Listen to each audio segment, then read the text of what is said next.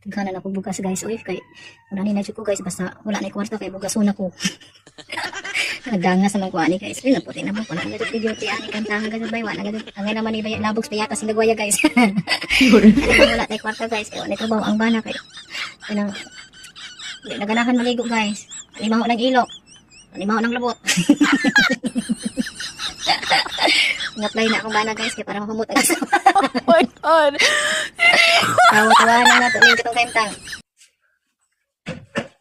Tanto na siya guys. Siyang nagway di mo niyang asawa ko. Yun. Grabe naman na. Count. 1, 2, 3, 4, 5. 6, 7. Nagiging ko pa guys. Nakuha na budget na eh. Kung sa kon pa ni guys, kanang sa bunga pa lang sa kamote, ang tawag na akong utok is nadaanin na. Ano ba guys na? Sagda lang na guys kay. Oo naman yun na is ni. Ug utrohon pa na ninyo nga ang akong pagkakuha. Dili na ako. Dana ni pagpalitay, tanan ni pagpalit guys, ngayon ani na ni ako attitude. Ana siya guys, ana. Pa sa lubong inigabot nimo pa ha. Na gusto man ko na ako sa lubong kitsa pa kana. Pa ha? Pa. Bisan lang Andreas lang pa. Sige oy, snowbird na lang. Ato nakapagod lang pa. Good luck.